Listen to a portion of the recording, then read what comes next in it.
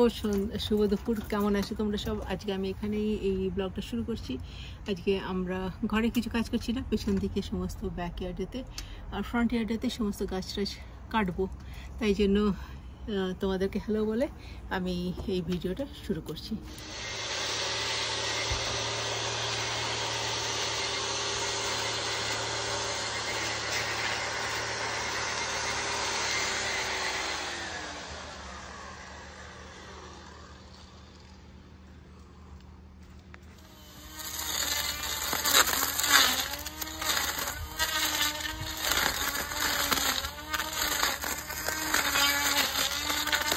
আমাদের কাছে অনেক ধরনের ইকুইপমেন্টস আছে এই আগাছাগুলো কাটার জন্য, আর যার ফলে খুব তাড়াতাড়ি কাটা যায়। কিন্তু এই সমস্ত ইকুইপমেন্টসগুলোতে ব্লেড চেঞ্জ করতে হয়, আর আমি ব্লেড চেঞ্জ করতে ভয়ই পাই, কারণ দেখো ইলেকট্রিকের জিনিস আর অনেক স্পিডেতে চলে, আর এইভাবে অনেক অ্যাক্সিডেন্টও হয়ে গেছেও অনেকের সাথে। তাই জন্য আমি স্পেশালভাবেই মানে ভয়ই পাই ইউজ করার জন্য।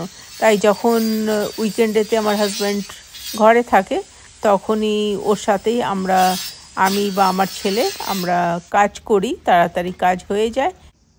এইখানে এত জঙ্গল কেটে এখানে রাখা হয়েছে, আর আমি আরেকটা দেখিয়ে দিচ্ছি, এই গার্বেজের মতো পুরো ভর্তি, পুরো কন্টেনারটা পুরো ভর্তি। এত পরিষ্কার করেও তারপরেও আরও পরিষ্কার করতে হবে। জঙ্গলটা অনেক পরিষ্কার হয়ে গেছে। আমরা বেশি আসি না এই পাশেতে অ্যাকচুয়ালি আমাদের বেশি জমিও নয়, নেক্সট ডোর নেবারেরই বেশি। তো এনিওয়ে, যখন আমরা পরিষ্কার করি তখন পুরোটাই পরিষ্কার করে দিই। কত জঙ্গল! আর দেখো এইখানে গাছের গুঁড়ি থেকে কিভাবে গাছগুলো বেরিয়েছে, এগুলোই দেখছিলাম। কোথাও মাটি নেই, অথচ এই গাছের এখান থেকে সব গাছ বেরিয়েছে। এখানে এই গাছটা দেখো, এখানেতে ছোট্ট দেখে এই হোল আছে, হোলেতে যতটুকু মাটি সেইখান থেকেই এই গাছটা বেরিয়েছে। সত্যিকারে নেচারের কি নতুন। আজকে আমি তোমাদের সাথে শেয়ার করছি আমরা কিভাবে কার্পেটগুলো পরিষ্কার করি। এখানেতে সামারেতেই যা রোদ ওঠে, তো এই সামারেতে আমরা কার্পেটগুলোকে মানে শ্যাম্পু করে আর তার সাথে মেশিন দিয়ে কিভাবে পরিষ্কার করে রাখি।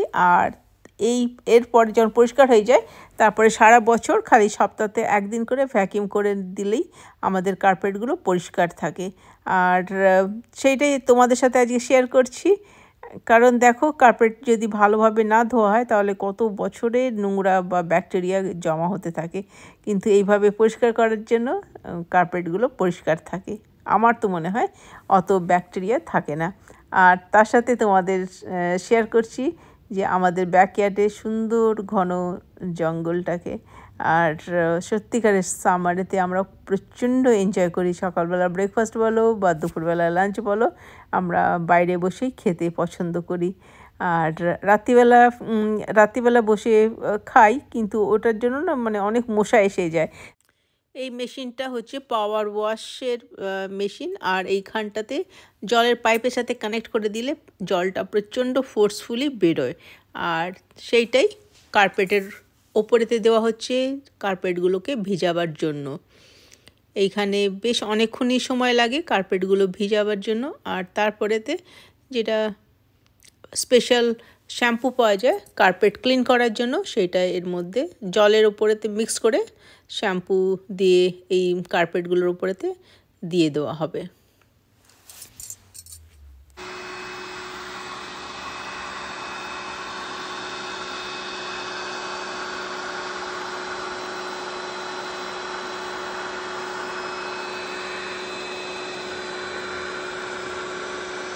এই ভ্যাকিউম ক্লিনারটাকে ওয়েট ভ্যাকিউম ক্লিনার বলে, আর এইটা হচ্ছে জলগুলোকে সাক করে এই ভ্যাকিউম ক্লিনারটা, সেটাই করা হচ্ছে।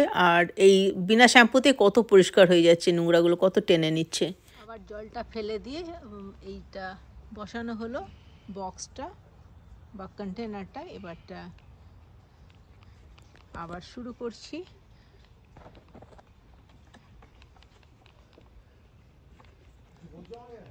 না,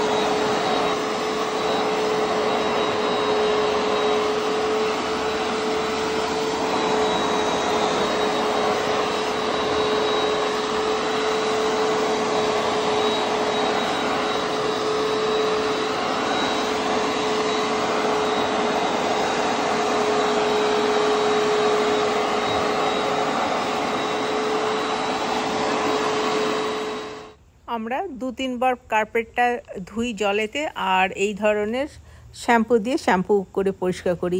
আর বারবার এই এতটা জল যখন জমা হয়ে যায়, জল ফেলে দিতে হয়, আবার গিয়ে কন্টেনারটা বসিয়ে এই ওয়েট ভ্যাকিউম দিয়ে ভ্যাকিউম করতে হয়। এরকম করে করে অনেক সময় লাগে, কিন্তু হ্যাঁ, ফাইনাল লুকটা খুবই সুন্দর থাকে। এইটা আমরা যদি বাইরে দিই তাহলে $100 লাগবে, আর ওরা পেট্রোল দিয়ে পরিষ্কার করে। তো সেই জায়গায় পেট্রোল দিয়ে পরিষ্কার করার থেকে আমার তো মনে হয়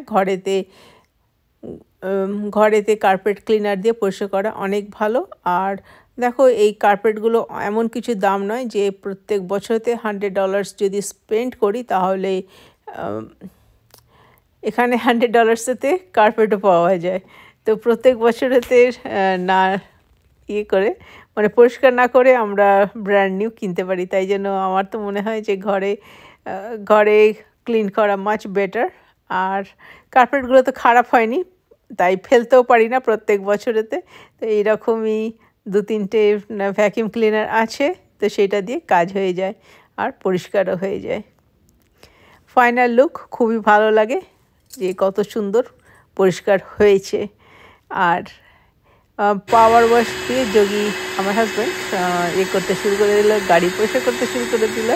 আমি আর ওকে হেল্প করিনি গাড়ি পরিষ্কার করার জন্য, কারণ আমি এখনও পর্যন্ত ভ্যাকিউম দিয়ে কার্পেট জলগুলো ড্রাই করতে চেষ্টা করছি। আর এখানেতে সামারেতে এই যে কালো কালো পোকাগুলো, এটা হচ্ছে জাপানিজ বিটল। এরা হঠাৎ কোথা থেকে চলে আসে, আর এদের মারার জন্য কেমিক্যাল আছে, কিন্তু আমি কেমিক্যাল ইউজ করি না। জাস্ট ডিশওয়াশারের লিকুইড আর জল, সেইটা একটা কন্টেনারেতে রেখে দিই, আর হাতে করে এই পোকাগুলো ঝেড়ে দিলেই পোকাগুলো ওই কন্টেনারেতে পড়ে যায়, আর তারপরেই মারা যায়। এই করেই আমি এই পোকাগুলোকে শেষ করি। আর কিন্তু দেখতে দেখো কি খারাপ লাগে না, আর দামি দামি ফুলগুলো নষ্ট করে দেয়। এইটা হচ্ছে ফাইনাল লুক কার্পেটটা পরিষ্কার করার জন্য। দেখো কত সুন্দর পরিষ্কার হয়েছে।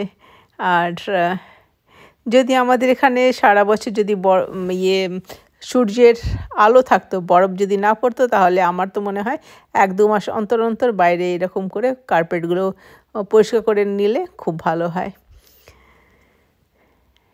তো আজকের জন্য এতটাই, আবার পরে দেখা হচ্ছে আরেকটা ব্লগেতে। সবাই খুব ভালো থেকো, টাটা।